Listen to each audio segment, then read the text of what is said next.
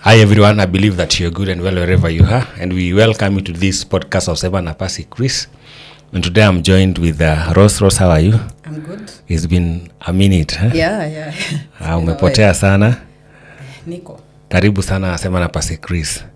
Now today there is something that has been going on that I really want us to discuss about. Unaangalia currently, recently the court made a judgment or a ruling about the minor sex issues, like they can, when they have the concept wanaweza fanya hiyo kitu. What is your thought really? Do you think that as a country or as a people, are we really going to the right direction, the point that saizi you can do anything that you want?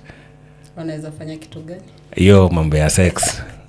What is your thought, by the way? I wanted you to mention it because that's where it all starts. As parents, we are very scared of talking about it. We are very scared of addressing it because utaki kutaja that word sex. So it's high time we start normalizing talking about sex in general. Yeah. But now when it comes to that ruling, my view, ili favor the boy child kidogo. Because normally we see msichana amesema we had sex with this young man, maybe hata ni age mates, but unapata the boy child ndiye ameshikwa ama ndiye ametake responsibility ya you raped this girl ama ulimforce. Most of the time we have so many innocent young people wenye wali agree na age mate wake wa have sex, but the boy took the bullet. So kidogo ilisaidia on that issue ya boy child kufungwa ama kujipata kwa issue, kwa hiyo issue yote, like ana carry the burden. And with this nimeweka the consequences of sex, irresponsible sex aside, that is pregnancy and all that, put aside. I'm speaking now the legal issues. The boy child at least alikuwa saved kidogo by this ruling. Now they won't be arrested. Now it's responsibility of both of them.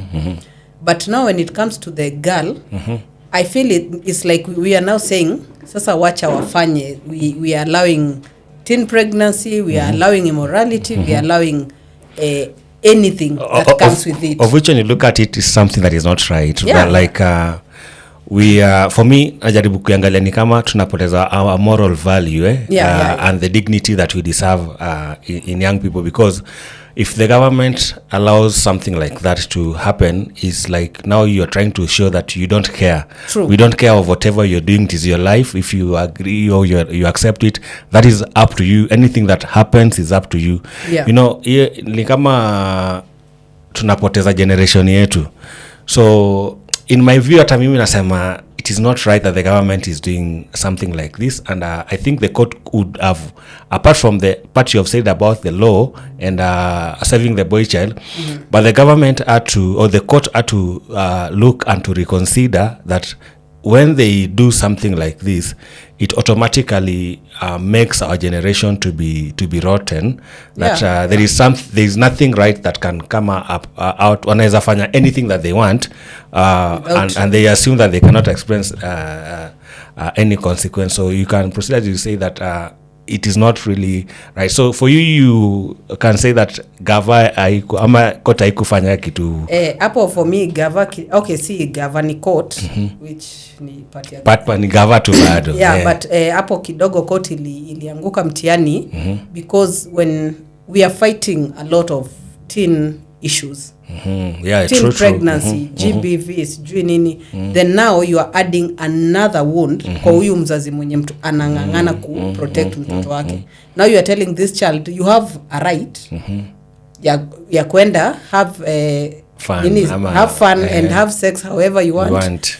No one will question you on whatever you're doing. As a parent, seen a right because the court may rule you can.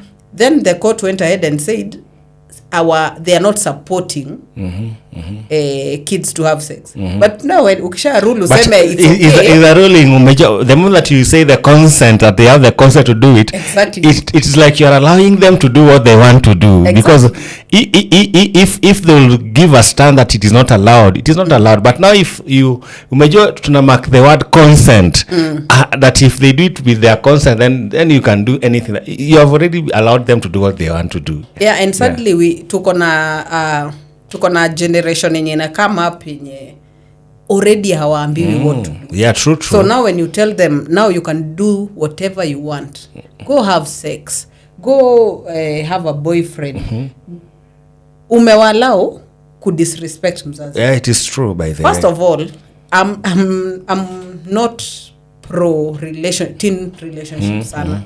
But if a girl comes to me and tells me I have a boyfriend, I don't condemn them. Yeah. I will talk to them because I believe having a boyfriend is not the problem. The problem is what you're doing with this boy. Yeah. But now girls will get raped. But itakuwa she came to my house. Boys will be raped. Yes. Then itakuwa he wanted it. So now where do we draw the line here? True. I want it and I was forced. Yeah. By the way, it is very difficult to draw that line. So it depends unaiangalia na angle because yeye atasema si alinikubalia au alinipatia consent yake. So it is difficult for you to believe now who is saying the truth, even if this person has been raped. It will be difficult for you to believe this person because hata huyu mwingine atasema si alinipatia consent, mimi nikafanya hivyo. So I think it is true that gava yenyewe walitufail. Nini court ilitufail sana. And I think the person that made the ruling alikuwa anafa a consider. But I spoke to someone who makes this our wanaitwa policy makers. So because I wanted to understand more after sawa imeruliwa, so what next? And he told me now it's not the end, ati sasa immediately your law inaanza kuwork. Like there's so much they need to consider, do their research work with now our police and everything, so that they can make sure whatever iliruliwa iko na a certain channel yenye itafuatwa now to differentiate between now rape cases and the consent part of it. So I hope unajua shida inakuanga ikifika hapa kwa ground. Uko juu everything is okay. It's okay. Sema they have the consent and all that. Uko juu zinakuanga sawa, but ukifika hapa ground hapa ndio vitu ziko different. So I just hope the people who are supposed to like take the first step by ku make sure hata kesi ikitokea ka hiyo wanafuatilia vizuri, which is I think is the police. I hope they'll do the right thing and follow the right channel. True. Ama the right procedure too. Wajue sawa tunafaa kuinvestigate, we will investigate. But I still feel hiyo na ilikuwa walitufail kidogo hapo, walitufanyia ile maneno, walituangusha. And it is true by the way, we really need to look at this thing deeply because it is affecting a generation. And we are losing through these things that are happening. You know, we are losing the generation into such things. And I'll concur with you that really the government need to look into this thing keenly. And again, we who are in these other sectors of organization and church, we need to also begin teaching people about this thing of sex and also about the sex purity, because it is something very essential and something very important. True. That if we ignore it as a nation, as a church, as organizations, then we are really going to lose about these young people. So what is your final parting shot on this matter? I feel too... You know, we've demonized sex so much that there are young people who are doing it because they were told it's wrong, do not do it. Now wanafanya ni kama revenge, wanafanya ni kama kuonyesha watu now I'm old enough to do it. That's why we have so much immorality out there. And sadly, we have so many HIV infections. True. Currently ukilinganisha na the past generations. It is true. And unaangalia the majority wenye wako na nini, na I don't want to give the wrong figures, but I think 15 to 20 something ndio wana lead like the biggest number yenye iko na HIV new infections. So it shows you that people are having unprotected sex out there. True. And now tumechukua watoto wetu tumewaad kwa ile group like hey just go. It is so unfortunate. So unfortunate and so sad because now tumekataa kuintroduce sex education in schools. Yet we are giving them consent to have like sex. you see hapo kuna shida mahali because we need first tunge introduce sex education so that this child akienda kuhave your sex with their consent anajua what they're getting into. True. So something I would just advise parents out there, it's high time uanze kuongea na mtoto wako mapema tu because now tunasema what has been let loose. There's that saying like tumesha waachilia now you can do it whatever you want. So it's for you to protect your child. Yes. Start talking to your child about sex as early as possible. It is not easy. I will tell you as a parent, it is not easy. But you can talk about it to save your child. Asiende huko adanganywa na wengine. True. Asiende huko apewe something, different information. Wacha itoke from you as a parent. Wacha itoke from someone who understands. Because when they go to friends will tell them whatever they feel like. They will tell them experience hata awana.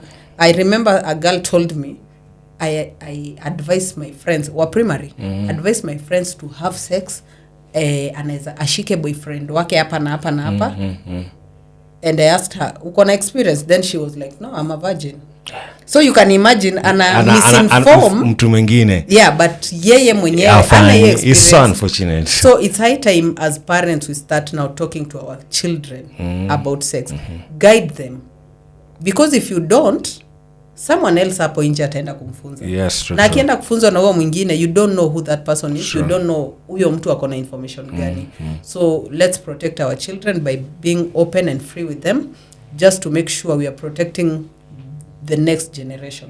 Yeah, thank you, and thank you for joining us today. And indeed, it is true that parents, we indeed need to train our children and build the right foundation for them to understand who they are and to understand the good things and the bad things that will affect their life.